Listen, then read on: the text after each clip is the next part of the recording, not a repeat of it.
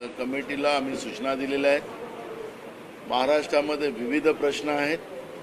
विशेष करून आता झालेल्या अतिवृष्टीमुळे मोठ्या प्रमाणात शेतकऱ्यांच्या पिकाचं नुकसान झालं, शेतकरी उद्ध्वस्त झाले।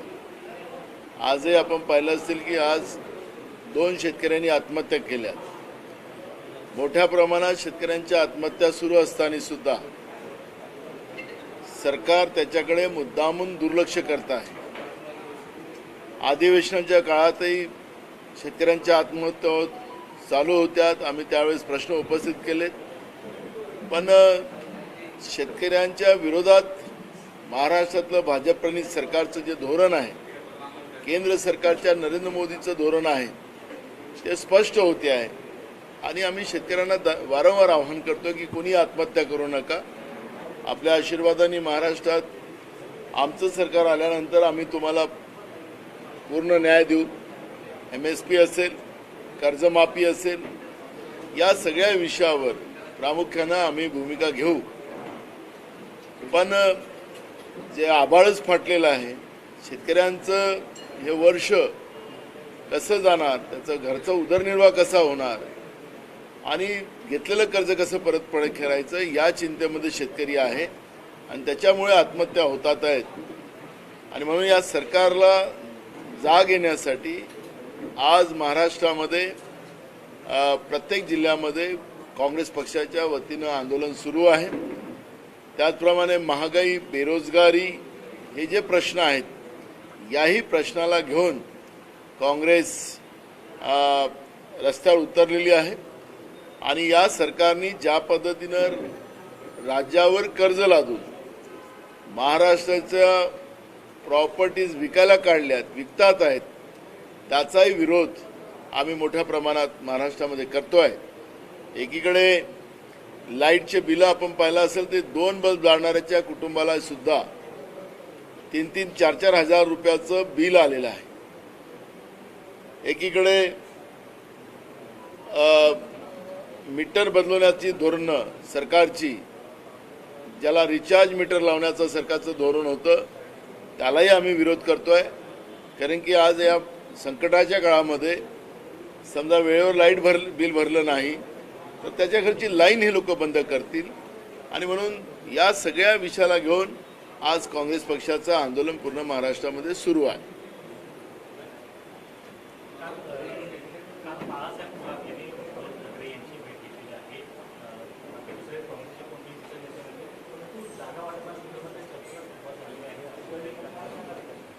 बघा, 4 तारखेला आमचे प्रभारी रमेश चन्नीथलाजी येतात आहेत। आम्ही ज्या कमिट्या AICCने जाहीर केलेल्या आहेत, हायकमांडने केलेल्या आहेत, त्या कमिटीबरोबर बसून नेमक्या किती जागा आम्हाला लढायच्या त्याच्याबद्दलचा एक रोडमॅप त्या ठिकाणी केला जाणार आहे। 7 तारखेला 3:30 वाजता आमच्या महाविकास आघाडीची मीटिंग आहे, त्यामध्ये जागा वाटपाच्या धोरणाबाबतची चर्चा होणार। जे महाराष्ट्राला जो जाहीरनामा आम्हाला द्यायचा आहे, जी गॅरंटी महाराष्ट्राच्या जनतेला द्यायची आहे, त्याच्याबद्दलची चर्चा केली जाणार आहे। आणि महाराष्ट्रातलं जनतेवर कर्ज लादणारं आणि महाराष्ट्राला बर्बाद करणारं जे सरकार आज एकनाथ शिंदेचं आणि भाजप-प्रणीत सरकार आहे, त्या सरकारच्या विरोधात लढण्याची भूमिका, त्याच्यातले मुद्दे घेऊन लढण्याची भूमिका येणाऱ्या 7 तारखेला आम्ही ती ठरवणार आहोत।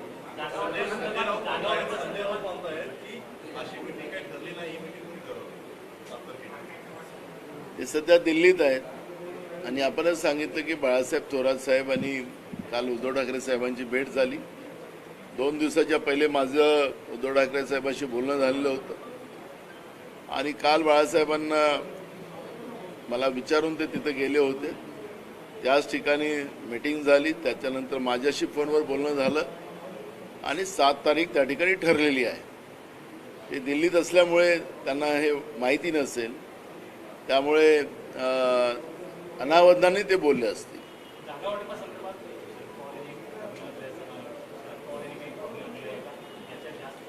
नाही, अजून काही त्या विषयावरची चर्चा कुठलीच झालेली नाही। त्याच्यामुळे पवार साहेबांच्या आज काही बातम्या आलेल्या आहेत त्याच्यावरची कुठली चर्चा झालेली नाही आज तरी. त्यामुळे 7 तारखेला त्या विषयावरचा प्रस्ताव पुढे येईल.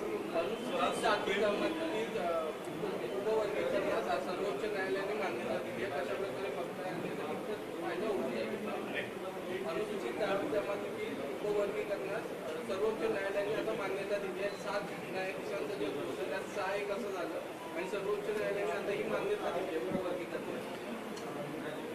बरोबर आहे की माननीय सर्वोच्च न्यायालयाने जो निर्णय दिला तो स्वागतार्ह आहे.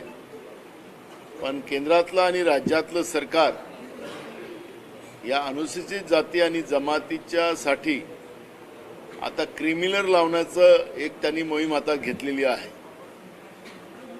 बाळकृष्ण आयोग जे डिलिमिटेशनसाठी बसवलेला आहे त्या आयोगाच्या माध्यमातून सुद्धा आरक्षण संपुष्टात आणण्याचं काम केंद्र सरकारच्या वतीने सुरू झालेलं आहे. मी तुम्हाला दाव्यांनी आणि विश्वासानं सांगतो की अजूनपर्यंत कुठलीही सेन्सेस केंद्र सरकार करत नाही. 2011चं सेन्सेस त्यांनी जाहीर होऊ दिलेलं नाही. आणि आता डिलिमिटेशनचं जे काही आयोग बाळकृष्ण आयोग यांनी बसवलेला आहे तो कुठल्या आधारावर या रिझर्व्ह जागा आणि डिलिमिटेशनची तयारी करणार त्याच्यातली वस्तुस्थिती पुढं नाही. त्यामुळे राजकीय असो, शैक्षणिक असो या आर्थिक असो हे सगळं आरक्षण संपवण्याचं काम सरकारने तयार केलेलं आहे. अनुसूचित जाती असेल, जमाती असेल त्याला क्रिमिनल लावण्याचं, जसं ओबीसीला क्रिमिनल आहे तसं शेड्यूल कास्ट आणि शेड्यूल ट्राईबलाही क्रिमिनल लावण्याचा प्रयत्न केंद्र सरकारच्या माध्यमातून सुरू झालेला आहे. पण माननीय सुप्रीम कोर्टाचे जे आज आदेश आलेले आहेत ते स्वागतार्ह आहे. पण सरकार करेल की नाही करेल हा प्रश्न आज आमच्या सगळ्यांच्या समोर आहे.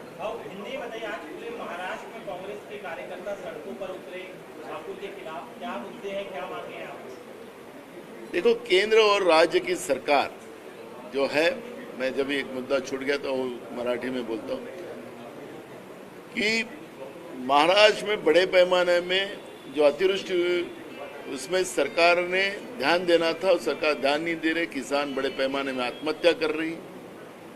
आज कल भी 2-3 किसानों ने आत्महत्या की. और महंगाई है, बेरोजगारी है, ये सब इशू को लेके हम रास्ते पे उतरे हैं. जिस तरह से राहुल गांधी जी को की जात का उल्लेख भाजपा के केंद्रीय मंत्री ने जो कल किया उसका हम निषेध करते हैं. राहुल गांधी जी की जाति देश की जनता है और इसलिए देश की जनता के लड़ने वाले को जिस तरह से भाजपा के केंद्रीय मंत्री ने अपमानित किया, लोकसभा में अपमानित किया, तो सिर्फ राहुल गांधी का अपमान नहीं, ये अपमान देश के जो पिछड़ी जाति के लोग हैं, वो ओबीसी हो, शेड्यूल कास्ट हो, आदिवासी हो, एंटी विजेंटी के लोग हो, इन सब समाज का अपमान भाजपा ने लोकसभा में किया है. और वो सब विषयों को लेके आज पूरे राज्य में कांग्रेस आंदोलन कर रही है और उन्हें माफ़ी मांगना चाहिए देश की जनता को. राहुल गांधी जी ने कहा कि मेरे को इनकी माफ़ी की ज़रूरत नहीं है, मैं लोगों की लड़ाई लड़ रहा हूं.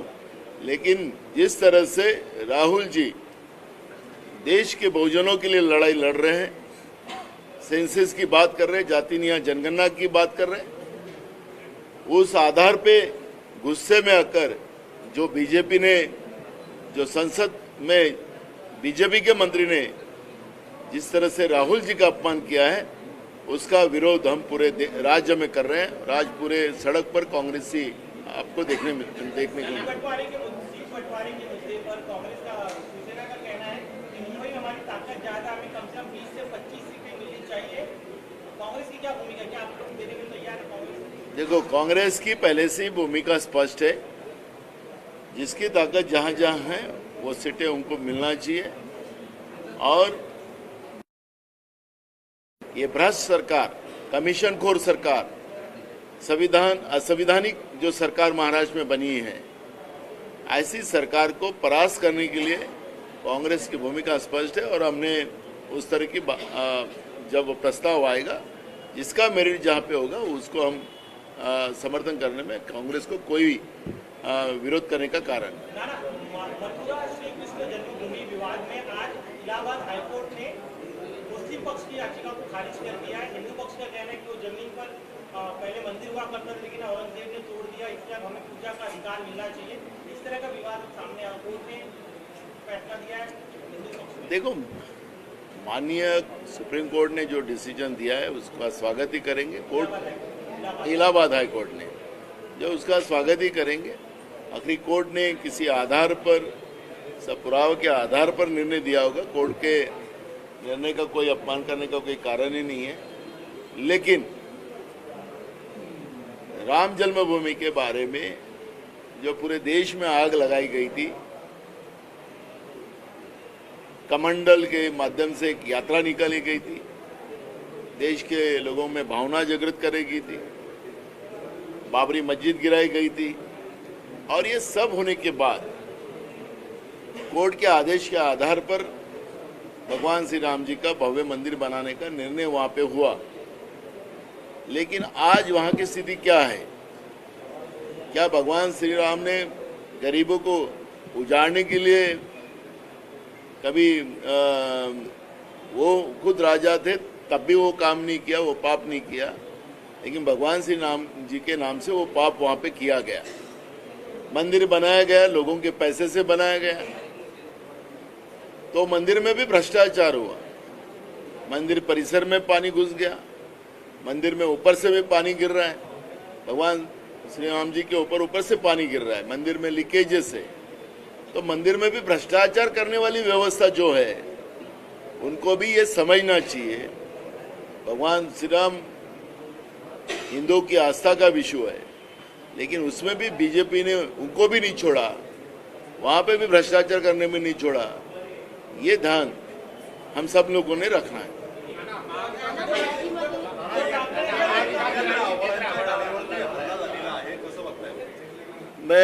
मी सांगतोय की महाराष्ट्रामध्ये जे काँग्रेसचं आंदोलन प्रत्येक जिल्ह्यात जे सुरू आहे त्या आंदोलनामध्ये एक मुद्दा अजून आहे की राहुल गांधीजींनी जातीय जनगणनेचा मुद्दा लोकसभेमध्ये उपस्थित करून या देशाच्या OBC, schedule caste, schedule tribe, भटक्या विमुक्त जातीच्या लोकांना न्याय देण्यासाठी, आर्थिक कमजोर असलेल्या लोकांना न्याय देण्यासाठी त्यांनी जो प्रयत्न सुरू केलेला आहे आणि प्रामाणिक प्रयत्न, त्याला चिडून काल केंद्रातल्या भाजपच्या मंत्र्यांनी लोकसभेमध्ये राहुल गांधीची जात काढून या देशाच्या OBC, schedule caste, schedule tribe आणि भटक्या विमुक्त जातीचा अपमान करण्याचं काम भाजपच्या मंत्र्यांनी जे केलं, त्यांनी जाहीरपणे या सगळ्यांची माफी मागावी। राहुल गांधींनी सांगितलं की मला यांच्या माफीची गरज नाही, मी प्रामाणिकपणे ओबीसी साठी, शेड्यूल कास्ट, शेड्यूल ट्राईब, भटक्या विमुक्त जातीसाठी लढतो आहे आणि त्याच्यामुळे यांची नाही, पण केंद्रातल्या नरेंद्र मोदींनी, कारण नरेंद्र मोदींनी पण त्यांच्या त्या मंत्र्याच्या सपोर्टला ट्विट केलं, म्हणून नरेंद्र मोदींनी या देशाच्या या बहुजनांची माफी मागावी ही भूमिका घेऊन काँग्रेस पक्षाच्या सगळ्या कार्यकर्त्यांनी रस्त्यावर आंदोलन सुरू केलेलं आहे आणि त्याचं दखल नरेंद्र मोदीजींनी घ्यावं ही भूमिका आजच्या मोर्चाची आहे।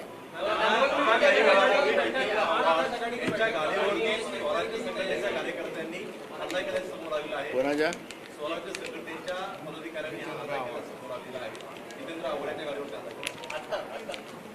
महाराष्ट्रामध्ये कायदा सुव्यवस्था वाचलेलाच नाही। परवा सत्ता पक्षाच्या आमदाराच्या गाडीला फोडलं गेलं, आज विरोधी पक्षाच्या आमदाराच्या गाडीला आणि त्यांना तोडफोड करून त्यांना धमकवलं जातोय। आखरी महाराष्ट्रात चाललं काय? महाराष्ट्रात आमदारच सुरक्षित नाही तर सामान्य जनता कुठली सुरक्षित असेल? महाराष्ट्रामध्ये कायदा सुव्यवस्थेचा जो प्रश्न निर्माण झालेला आहे, आम्ही सांगितलं की राज्याच्या गृहमंत्र्यांनी तातडीने राजीनामा द्यावा, पण ते खुर्ची सोडायला तयार नाही। अनेक घटना महाराष्ट्रामध्ये घडतात आहेत. पोलीस आणि राज्यातले गृहमंत्री, वरिष्ठ पोलीस अधिकारी, पोलीस म्हणजे वरिष्ठ पोलीस अधिकारी आणि गृहमंत्री मिळून या पद्धतीचा एक प्लॅन ते तयार करतात आहेत. खालच्या पोलिसांवर मोठा एक दबाव वरिष्ठ अधिकाऱ्यांचा आणि गृहमंत्र्याचा आहे.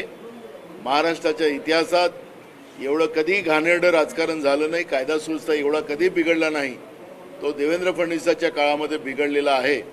आणि वरिष्ठ अधिकारी जे DG या ठिकाणी बसलेले आहेत, रश्मी शुक्ला, या रश्मी शुक्ला सुद्धा त्यांचं पोस्टिंग जे आहे ते एक प्रकारचं चुकीच्या व्यवस्थेच्या माध्यमातून त्या ठिकाणी केलं गेलेलं आहे.